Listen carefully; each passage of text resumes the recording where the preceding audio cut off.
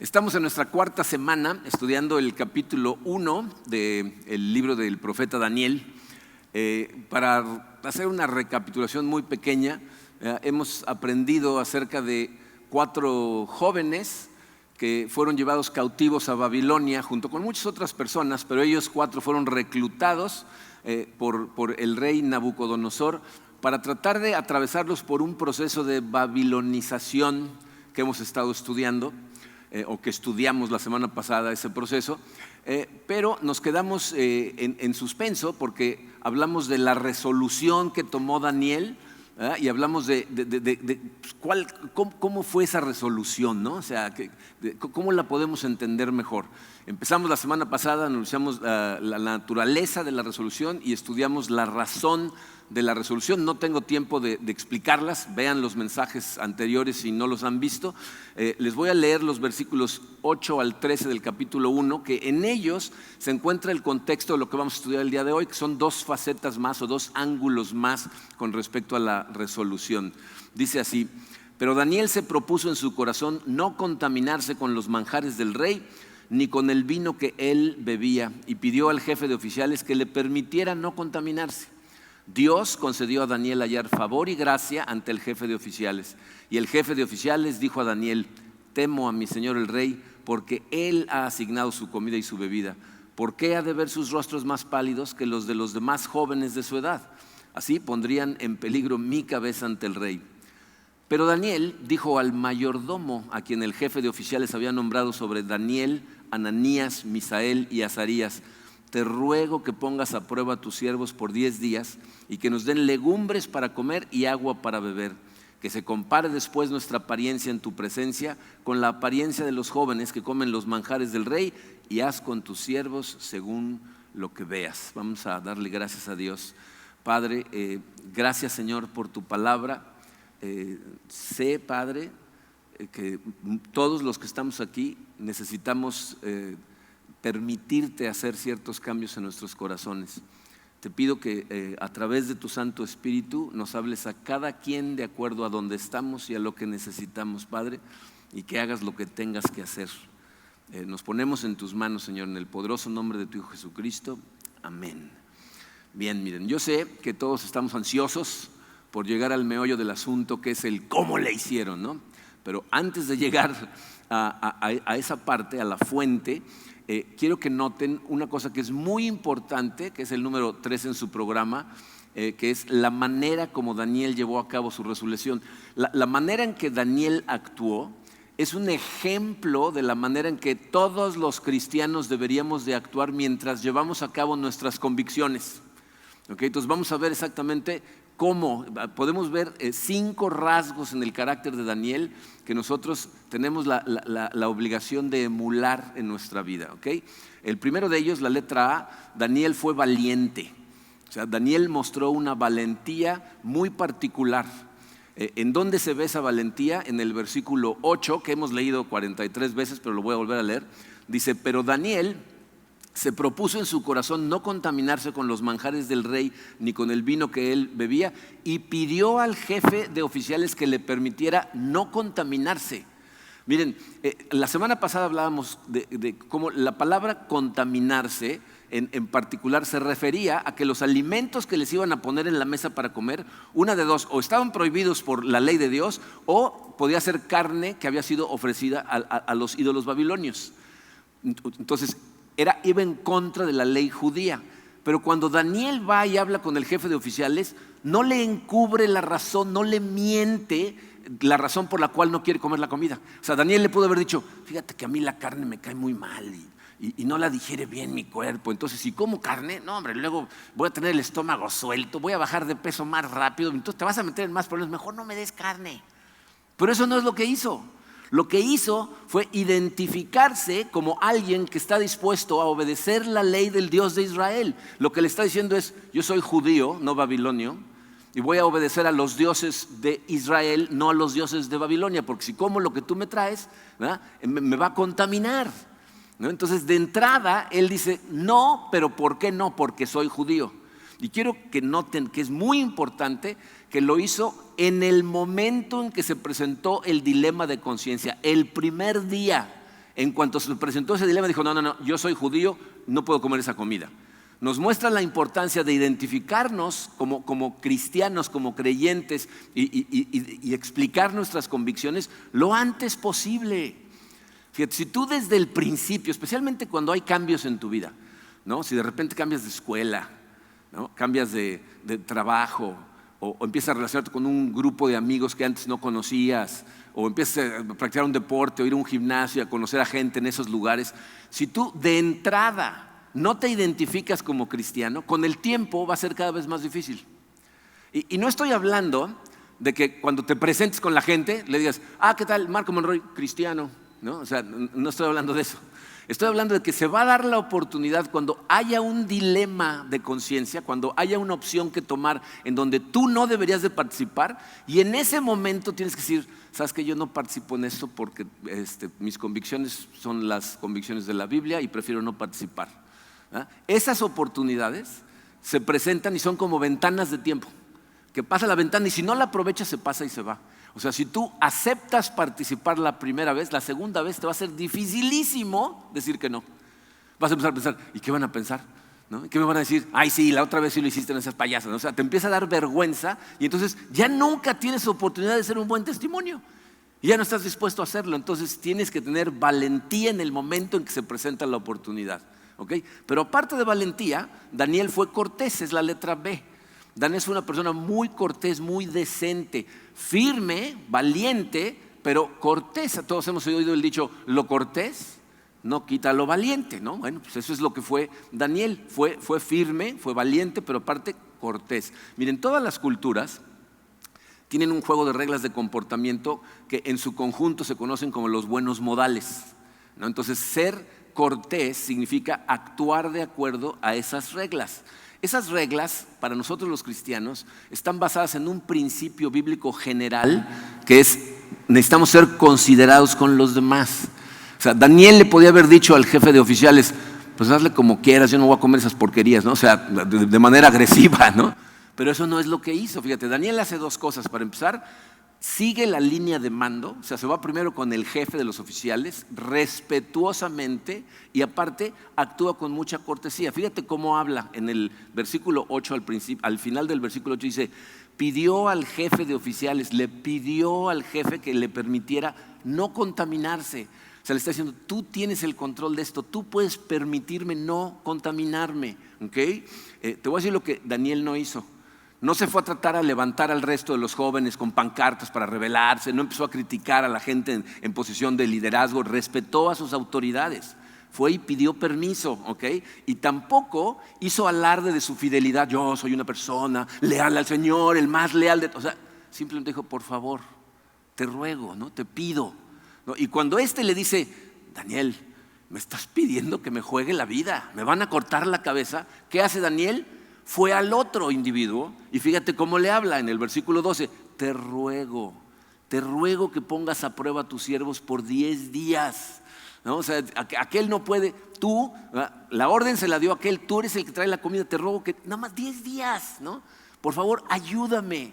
Dicen que la forma de pedir está el dar, ¿no? Entonces Daniel nos demuestra que está determinado a no contaminarse, porque eso iba en contra de su conciencia, pero sabía que eso no lo excusaba de respetar a las autoridades, de hablarles con respeto. ¿Se acuérdense que en la Biblia nos dice que toda autoridad que tenemos encima de nosotros está puesta ahí por Dios? Y de hecho Pablo dice, ir contra la autoridad es ir contra Dios, porque Dios lo puso ahí. Y ahí se refiere a toda autoridad, en la casa, en la escuela, en el trabajo, en la iglesia, en todos lados, ¿ok? Entonces, ¿por qué debemos seguir estas reglas? O sea, las reglas de buenos modales, no hay un solo pasaje en la Biblia que diga, pediráis las cosas por favor, ¿no? O sea, no encontramos, ¿no? O masticas con la boca cerrada, como hablamos la semana pasada. Te voy a decir por qué lo hacemos. Jesucristo nos enseñó que debemos de amar a todo el mundo, porque nos dijo, ama a tu prójimo como a ti mismo. En el Sermón de la Montaña dijo, ama a tus enemigos, ¿ok? Y Pablo, en la primera carta a los Corintios, en el capítulo 13, describe el amor y una de las cosas que dice es, el amor nunca se comporta con rudeza, nunca. Entonces debemos de tratar con consideración con cortesía a todas las personas. Y les voy a decir por qué esto lo recalco tanto. Miren, la Biblia dice que el evangelio de Cristo es ofensivo para los no creyentes. Obviamente es ofensivo porque el evangelio de Cristo lo que hace es poner en relieve el hecho de que somos pecadores. A todos, nos dice, todos han pecado, ¿no? Entonces a mucha gente que le digan pecador le molesta y se ofende, ¿ok? Pero la Biblia nos dice que se van a ofender muchos, ¿ok? Bueno, pero si somos honestos, tenemos que reconocer tristemente que muchas veces los no creyentes se ofenden con los cristianos, pero no por el evangelio, sino por su actitud. Por la actitud arrogante, agresiva, cuando un cristiano se siente superior a un no creyente por ser cristiano, que es una contradicción total. Entonces la gente se siente ofendida. Fíjate, el obstáculo entre la persona y el evangelio eres tú, si tú los ofendes. Si ellos llegan al evangelio y el evangelio los ofende y deciden irse, ya está entre ellos y Dios. Pero si el obstáculo eres tú, entonces tú te estás interponiendo entre el evangelio y la gente, ¿ok? Entonces, si hay algo por lo que los cristianos deberíamos de caracterizarnos es por la cortesía, especialmente en un mundo donde digo, no sé si lo han notado, pero la cortesía, la consideración y los buenos modales están desapareciendo. O sea, es triste ver a una generación abajo de nosotros que no tiene idea de lo que significa, por ejemplo, respetar a sus mayores, hablarles correctamente, saludar a la gente con la que te cruzas, pedir las cosas por favor, o hablar a groserías en voz alta en tiendas y restaurantes. O sea, es de verdad deprimente. Por eso nosotros como creyentes no podemos ser así, ¿no? Tenemos que ser una luz, ¿ok? Entonces, Daniel fue valiente, fue cortés, pero aparte, letra C, fue muy ingenioso, ¿no? O sea, él dice, bueno, yo no voy a comer de esa comida, pero no nada más dijo, no voy a comer, ¿no? Sino que él propuso una alternativa diferente. O sea, de alguna manera fue sensible a la preocupación del jefe de los oficiales, porque el jefe le dice, estás poniendo mi vida en riesgo, y Daniel sabe que su miedo no es infundado, está muy bien fundamentado. El rey se entera y efectivamente le corta la cabeza, ¿no? Pero entonces, ¿qué hace Daniel? Ya no le insiste a él. Si se fijan, va con otro, va con el encargado, al que nada más le dijeron, ahí les das esta comida. O sea, ya no tiene una orden del rey. Va con ese, en el versículo 12 le dice, que nos den legumbres para comer y agua para beber. Le dice, dame 10 días, ¿no? Yo creo que el otro pensó, dijo, ay, pues ¿qué puede pasar en 10 días, no? Les voy a dar sus legumbres y si se ven ligeramente peor, ya les puedo dar la carne. Entonces fue muy, muy ingenioso. Eso no lo puedo hacer, pero aquí hay algo que sí puedo hacer. Y eso es importante para nosotros como creyentes, es una lección muy importante. Hay muchas cosas que nosotros como cristianos no podemos hacer. Las estrategias típicas que el mundo sigue para tratar de salirse de problemas, nosotros no las podemos utilizar. ¿Cuál es la estrategia más común de la gente para tratar de evadir un problema en el que se metió? Mentir, ¿no? Ya no fui, ¿no? Yo no estaba, ¿no? O sea, decir cosas que no son verdad. Y nosotros no podemos hacer eso. Cuando tú te acostumbras a siempre decir la verdad, ¿verdad? Si haces el pacto contigo de nunca mentir, te vas a fijar muy bien en lo que haces, para empezar, porque no vas a querer mentir, ¿ok? Pero si alguien te empuja, una persona en autoridad, como le está pasando a Daniel, entonces necesitas una estrategia, ¿no? Que tu jefe te dice, dile que no estoy, ¿no? Oiga, yo no le puedo decir que no estoy, que no está. Le puedo decir que está indispuesto, que es la verdad, ¿no? No está dispuesto a contestar, está indispuesto y al rato le habla, ¿no? Pero no le voy a decir que no está. Y miren, esa es la importancia de declarar tus valores de entrada.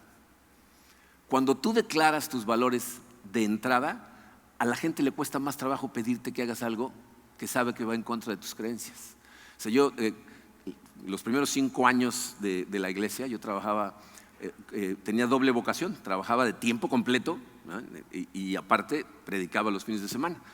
Los primeros años fui consultor, ¿no? Pero como a la mitad de esos primeros 5 años, una empresa me contrató, ¿no? Me contrató para trabajar como director de un área de la empresa. Eran clientes míos de consultor y me dijeron, quédate a trabajar con nosotros. Pero de entrada, lo primero que le dije al dueño es, yo soy el pastor de la iglesia tal, todos los domingos predico. Y dice, yo después me salí de esa empresa porque me enteré que estaban haciendo ciertas cosas que no iban de acuerdo a la ley, y entonces me salí. Pero durante el año y medio que estuve ahí, me las escondieron todo el tiempo.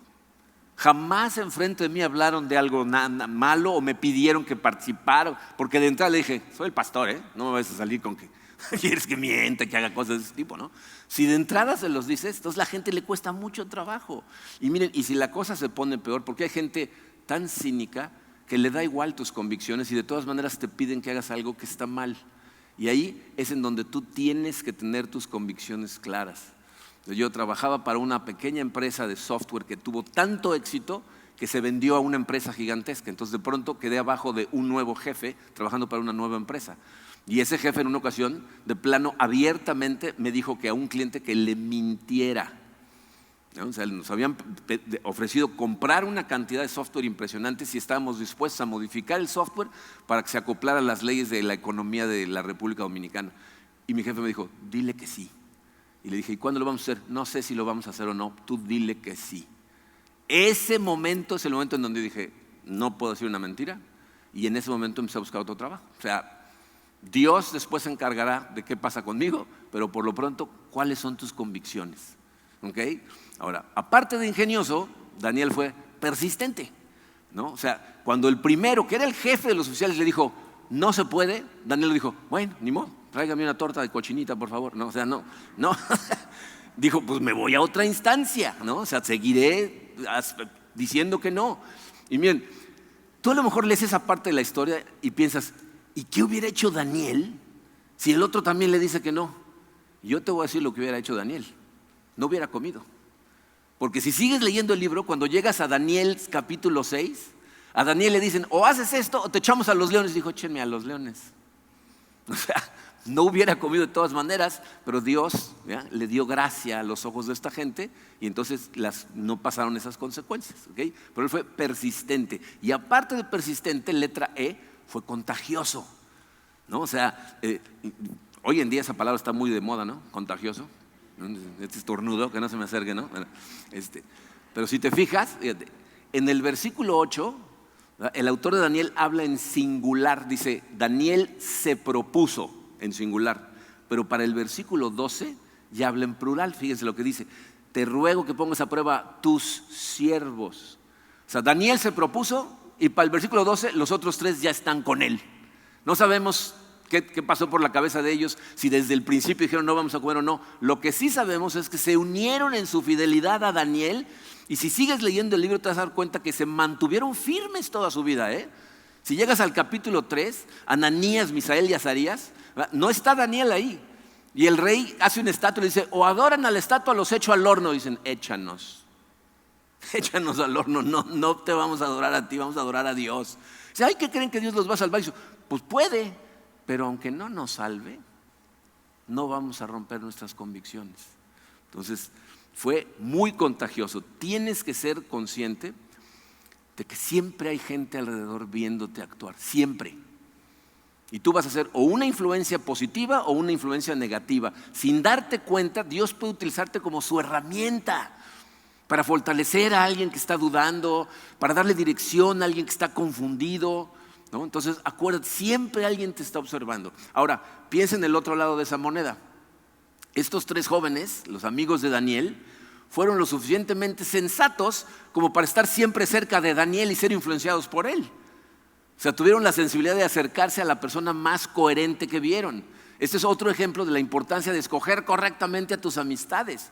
Fíjate, aún ahí en Babilonia, en medio de la idolatría de Babilonia, la corrupción que había en el palacio, había una influencia de fidelidad al Dios de Israel en Daniel. Yo no sé en dónde estés en este momento, no sé a qué escuela vas, no sé en qué empresa trabajas, a qué te dedicas, cuál es tu grupo de amigos, pero te puedo asegurar que donde estés, si le buscas vas a encontrar una persona afín a tus convicciones a la que te puedes acercar. La gente de la que te rodeas tiene influencia sobre ti. Mira, el libro de Proverbios, Proverbios del rey Salomón, es un libro que por todos lados nos habla de la importancia de las compañías. Pero ¿saben qué me parece muy interesante? En el capítulo 1, del versículo 8 al 19 de Proverbios 1, Salomón, ¿saben a quién le está hablando? A su hijo. Le dice, hijo mío, pon atención a mis palabras, y le empieza a dar consejos acerca de las compañías. Y una de las cosas que le dice es, no te dejes seducir por los pecadores. Salomón sabe que el pecado es seductor. Y los pecadores muchas veces atraen a gente inocente, a gente inmadura, porque el pecado es atractivo. Tiene una breve recompensa, dice la Biblia, que es una trampa. Es como la carnada en un anzuelo que se ve rica y cuando la muerdes te esclaviza, te atrapa, ¿no? Hay gente que piensa que es lo suficientemente madura para no dejarse contagiar, pero ese es otro engaño. Si tú te rodeas de gente que vive la vida como la gente del mundo, te voy a decir lo que va a pasar. Primero vas a tolerar sus actos, los vas a ver y vas a decir, uy, no, pero los vas a tolerar. Al rato vas a estar excusando sus actos. Al rato los vas a ver como normales y cuando te des cuenta los vas a estar practicando. ¿Ah? Eso es exactamente lo que Pablo llama conformarse al mundo. Permitirle al mundo, ¿ah?, conformarte a ti, a los patrones de comportamiento de la gente que no conoce a Dios. Es lo opuesto al proceso de santificación, ¿ok? Pero gracias a Dios, así como hay malas influencias en este mundo, también tenemos a nuestro alrededor Danieles y Danielas, a los que tenemos que acercarnos y agarrarnos de los brazos juntos y caminar juntos bajo la luz de Dios, ¿okay? Entonces esa es la forma en que él se comportó, es la manera en que llevó a cabo su resolución y es la manera en que todos deberíamos de llevarla a cabo, ¿okay? Y la pregunta que está en la cabeza de todos nosotros es ¿cómo? ¿Cuál es la fuente? ¿Cómo le hicieron? ¿No? ¿Cómo pudieron primero tomar esa determinación y después mantenerla? Los siguientes puntos están fuera de orden. Hice un cambio y no le avisé a la gente a tiempo, entonces su programa está fuera de orden. Les voy a decir, vamos a empezar con la letra B, luego vamos a seguir con la C y vamos a terminar con la A, ¿ok? Entonces, vamos a ver la fuente de la resolución. La primera parte de la letra B, lo primero que necesitas es una conciencia bien informada. Necesitas tener una conciencia bien informada. O sea, antes de poder moverte hacia lo correcto, tienes que saber qué es lo correcto, ¿no? Nuestra conciencia nos va a mover hacia lo correcto siempre y cuando conozcamos nosotros qué es lo correcto. Miren, en nuestros días no es muy popular el asunto de la conciencia. De hecho, ¿saben qué es lo que están tratando de hacer los psicólogos populares de este momento? Desinformar la conciencia de la gente. ¿A qué me refiero? Fíjate, una persona que empieza a sentir atracción por otra persona de su mismo sexo, empieza a sentir culpabilidad, se siente mal consigo mismo, ¿ok? La psicología moderna lo que le dice a esa persona es, el problema no es tu tendencia sexual, el problema es tu sentimiento de culpa. Eso es lo que tenemos que atacar. Entonces tenemos que ayudarte a no sentirte mal contigo mismo. ¿Cómo? Pues vamos a desinformar a tu conciencia. Tienes que grabarte en la cabeza que tú puedes hacer lo que tú quieras siempre y cuando no le hagas daño a nadie más. Por lo tanto, vivir una vida estilo homosexual está bien, deja de sentirte mal. El problema es que ese sentimiento de culpabilidad no es otra cosa que la voz de tu conciencia que está pasando juicio, está pasando un juicio a esa inclinación que la Biblia llama antinatural y da un veredicto culpable. Eso es lo que te dice tu conciencia. Dice, la conciencia es la habilidad innata que Dios ha puesto en el corazón del ser humano para ayudarle a discernir entre lo que es bueno y malo, lo que es correcto e incorrecto, lo que es justo e injusto. Nuestra conciencia juzga nuestros pensamientos acerca de lo que queremos hacer y después nos dice si está bien o mal. Y entonces o nos alienta o nos desalienta de hacer las cosas. Se convierte en una especie como de freno moral, ¿no? Que te dice, no, eso no. Por eso es que te sientes mal cuando vas a hacer algo que sabes que está mal. Y si de todas maneras tomas la acción, tu conciencia te condena. Fíjense cómo lo explica Pablo. Romanos 2, versículos 14 y 15. Dice, de hecho, cuando los gentiles que no tienen la ley cumplen por naturaleza lo que la ley exige, ellos son ley para sí mismos, aunque no tengan la ley. Estos muestran que llevan escrito en el corazón lo que la ley exige, como lo atestigua su conciencia, pues sus propios pensamientos algunas veces los acusan y otras veces los excusan. Pablo está diciendo, de forma natural, Dios dejó escrito en el corazón del ser humano la ley que tenemos que seguir, ¿no? Y si la rompes, tu conciencia te acusa. ¿Cuál es el problema? Que nuestro mundo está trabajando incansablemente para desinformar nuestra conciencia de manera que pase juicio, pero incorrectamente. Ahora pasa juicio incorrectamente. Ahora, si una persona se levanta en un foro y dice, creo que el matrimonio homosexual está mal, ¡buah!, lo atacan porque su conciencia está pasando un juicio incorrecto. Para que la conciencia pueda hacer su trabajo correctamente, debe estar bien informada. ¿Cómo puede estar bien informada? Pues tiene que estar saturada del conocimiento bíblico acerca de lo que es correcto e incorrecto. Dios nos dio en la Biblia la norma final de lo que está bien y de lo que está mal. No son mis gustos y preferencias, ni son los gustos de la mayoría. ¿Ok? ¿Qué es lo que está sucediendo hoy en día? ¿No? Fíjate, el mundo ha perdido totalmente el estándar de lo que está bien o mal. ¿Por qué? Porque han desechado a Dios y han desechado su palabra. Cuando Daniel y sus amigos decidieron hacer lo que hicieron, no fue porque ellos pensaban que estaban bien. Lo hicieron porque estaban convencidos que la ley de Dios está bien. Que la ley de Dios es la que tienen que seguir. Fíjate, la Biblia le llama al pecado el quebrantamiento de la ley. En 1 de Juan 3 dice que el quebrantar la ley es un pecado. Entonces, si tú quieres saber qué cosa es un pecado, pues tienes que conocer la ley. Sin ese conocimiento, estamos a expensas de nuestra opinión o de la opinión de la mayoría. Pero la opinión de la mayoría, sin importar quién sea la mayoría, no siempre es correcta. Aún cuando la comunidad científica está de acuerdo en una cosa, no siempre están bien. Piensa en esto, fíjate, en la Edad Media, toda la comunidad científica estaba convencida que la Tierra era plana. Toda. Estaban mal.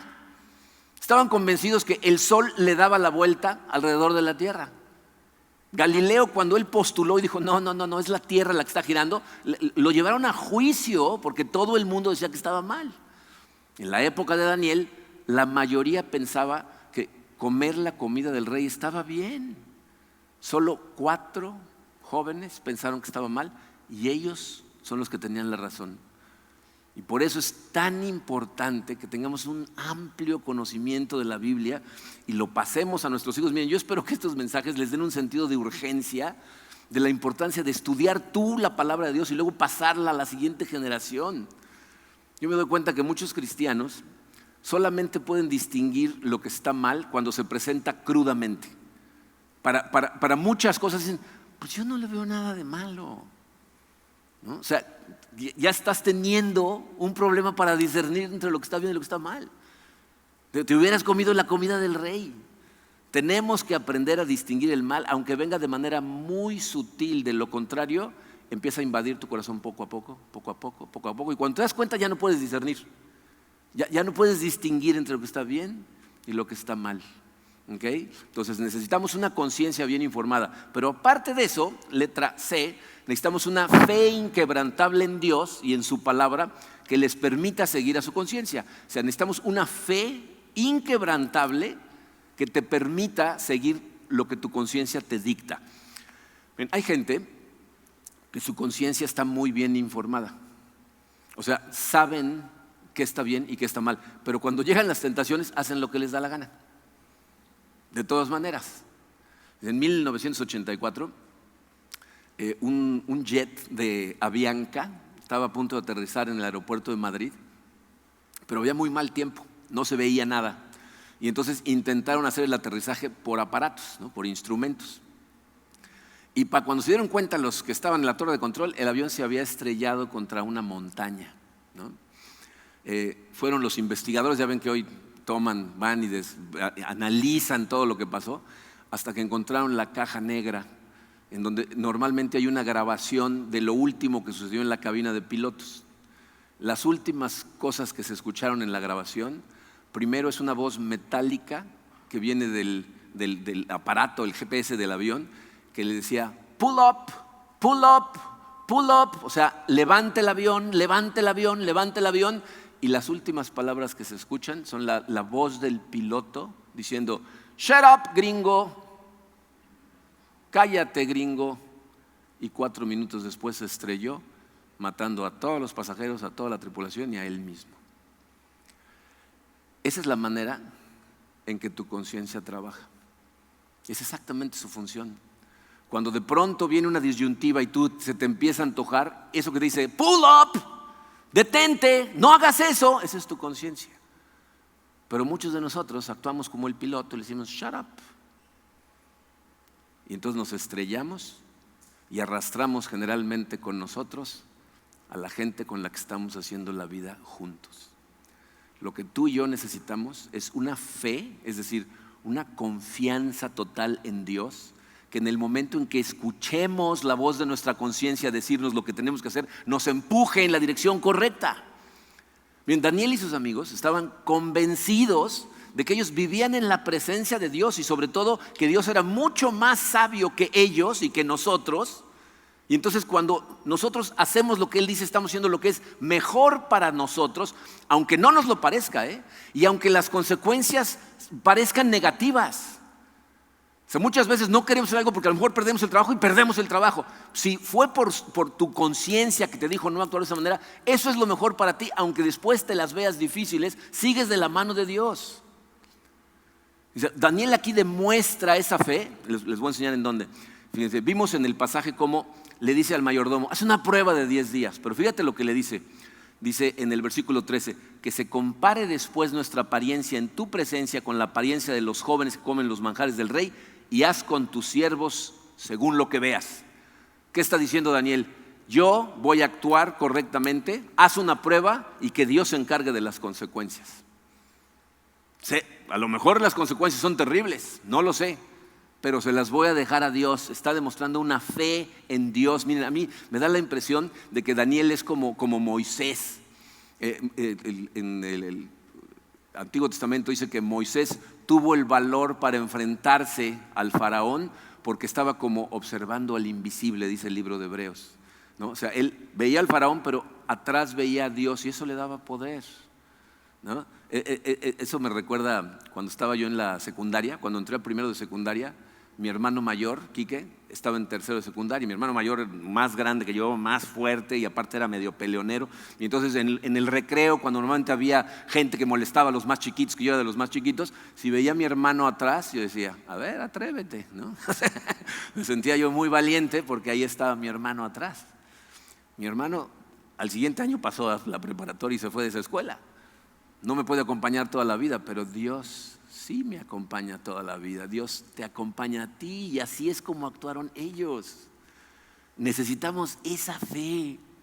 Miren, sin esa clase de visión, o sea, si tú no puedes ver a Dios detrás de todo lo que pasa, no puedes tener esa clase de valor, porque el valor mana de tu fe. Dice 1 Juan 5:4, esta es la victoria que vence al mundo, nuestra fe. La victoria que vence ante las situaciones que enfrentamos en el mundo es la fe. Es a quién le vas a creer realmente. Si le crees a Dios, entonces actúas como Él dice y confías en que Él se va a encargar de las consecuencias. No sabemos cuáles van a ser y ya sabemos todos que no siempre son las que queremos. Eso es lo que hizo Daniel. El mundo ofrece un camino que es más placentero, parece más fácil, pero es un engaño. Dice, el pecado, ¿saben a qué me recuerda? A muchos políticos en campaña. Prometen y prometen y prometen y muchas veces no cumplen nada de lo que prometen, ¿no? Así es el pecado, ¿ok? Entonces necesitamos una conciencia bien informada y una fe inquebrantable para que nos ayude a seguir a nuestra conciencia.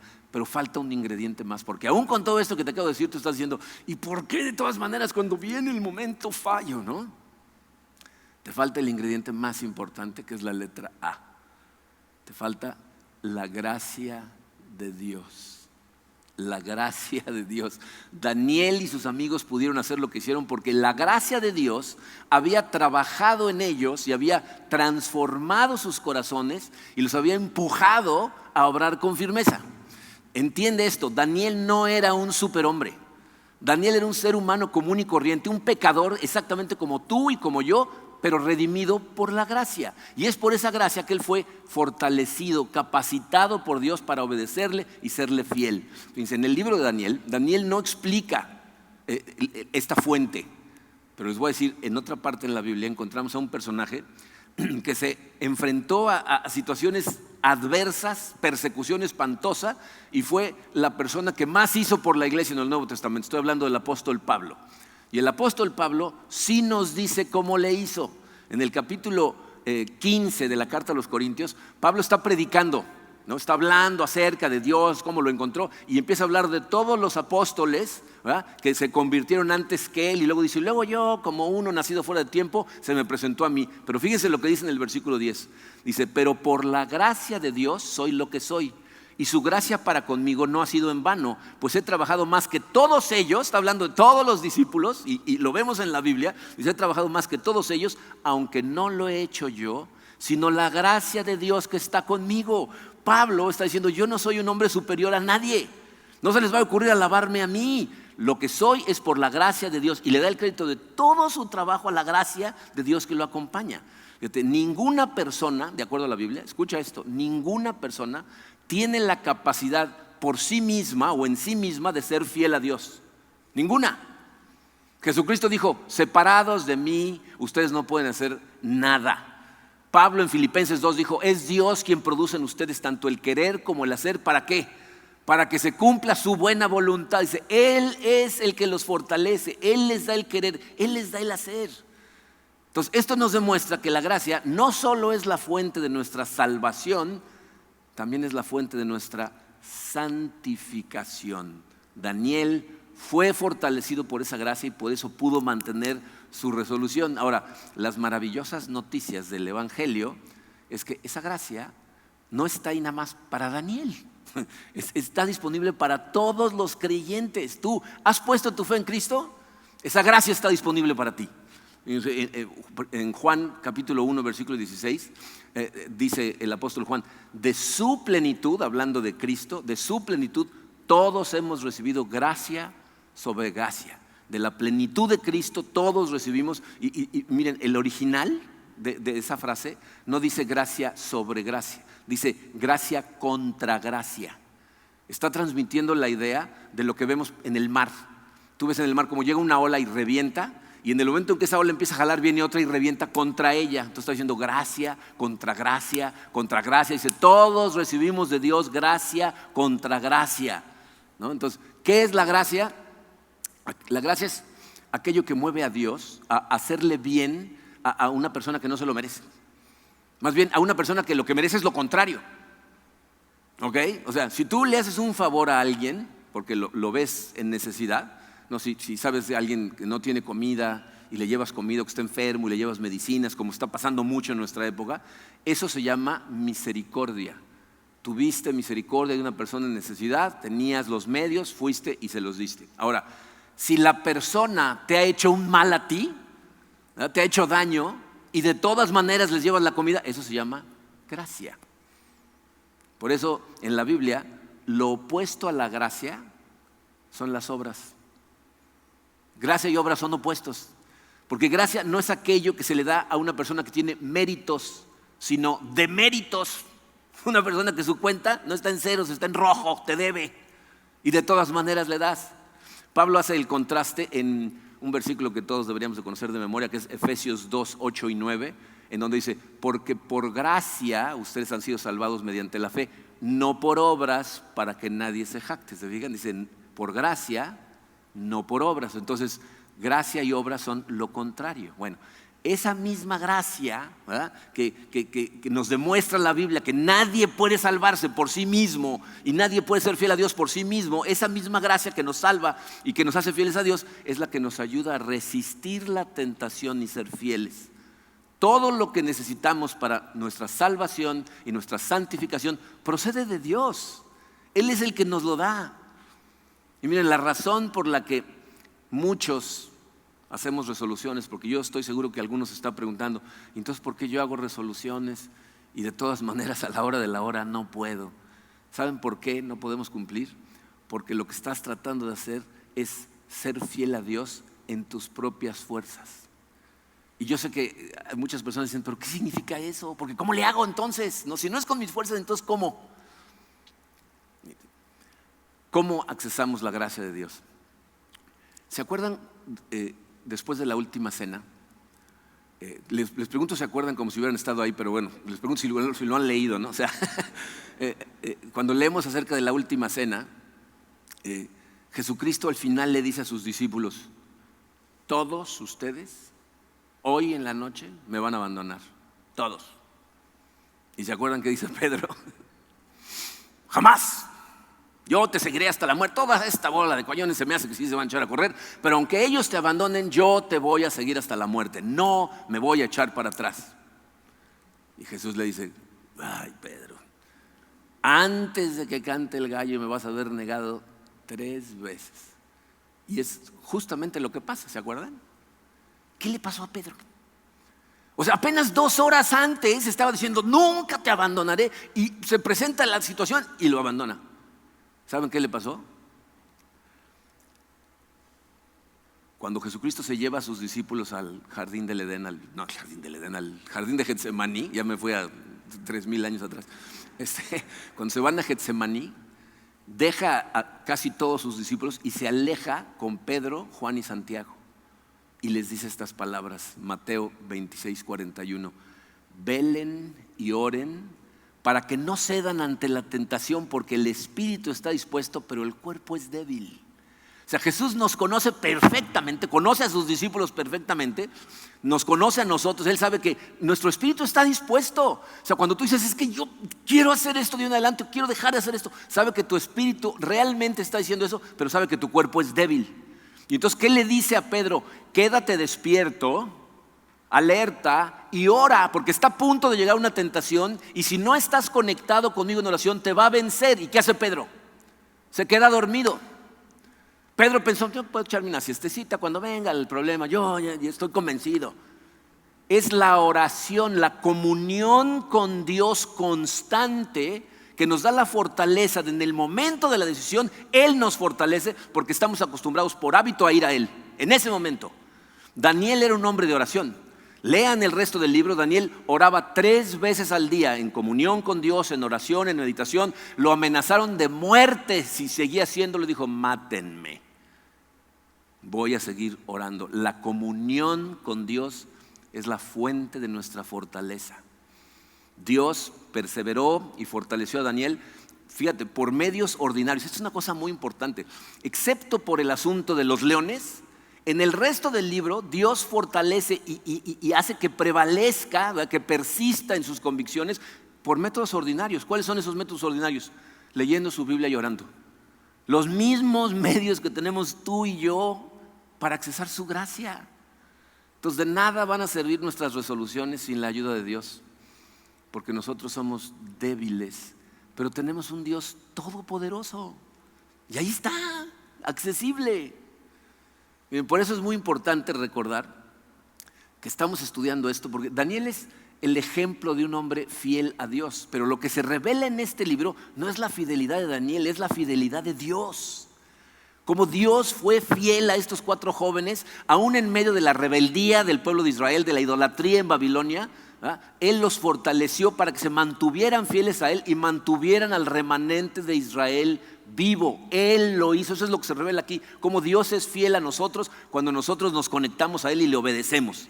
Y esa misma gracia está disponible hoy para ti y para mí. Eso es lo que nos ayuda a distinguirnos de los demás, a no ser uno más del montón y ser como Daniel, un testimonio de la fidelidad de Dios, del amor de Dios, de la gracia de Dios en nuestras vidas. Tú y yo fuimos llamados precisamente a eso, a ser la luz del mundo, a ser la sal de la tierra. Y por eso le damos gracias por su gracia. Eso es lo que necesitamos. Es por su gracia que tú y yo podemos discernir entre lo que está bien y mal y podemos tomar las decisiones correctas para actuar, que nos ayude, que nos dé fortaleza. Cada vez que tú enfrentas los dilemas, si te acostumbras, si haces el hábito de en ese momento, y Señor, yo he hecho un pacto para obedecerte a ti, Señor, te fortalece. Y aparte, te enseña a vivir la vida correctamente, valientemente, cortésmente, ingeniosamente, a seguir perseverando y entonces ser la luz, ser el contagioso que le ayude a la gente a tu alrededor a adorarlo a Él. Esa es la fuente de la resolución de Daniel, la gracia de Dios que trabaja sobre su conciencia perfectamente bien informada y su fe inquebrantable que lo empuja a tomar la decisión y la gracia a mantenerla. Vamos a orar. Padre, Señor, te damos tantas gracias por el amor que nos has mostrado simplemente en mantener estas santas escrituras para que nosotros pudiéramos aprender estas cosas y aprender a seguirte, Señor. Te pido, Padre, para todos los que estamos escuchando estas palabras, que nos llenes de tu gracia, que nos des la humildad de acudir a tu palabra, de guardarla en nuestro corazón, de tener comunión contigo, para que podamos discernir en nuestra vida lo que está bien y lo que está mal, y luego tener el valor, Señor, no solo para declarar nuestras convicciones, sino para seguirlas sin importar las consecuencias que eso pueda traer. Pero necesitamos de ti, Padre. Separados de ti no podemos hacer absolutamente nada. Danos la disciplina, danos el querer y el hacer, Señor, para acercarnos a ti a través de tu palabra, para estar en comunión constante durante el día contigo y sobre todo en el momento de la prueba, Padre.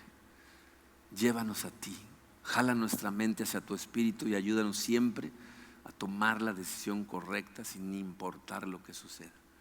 Te damos gracias, Señor, por todo esto que estudiamos el día de hoy y te pedimos que dé fruto en nuestro corazón, en el poderoso nombre de tu Hijo Jesucristo. Amén.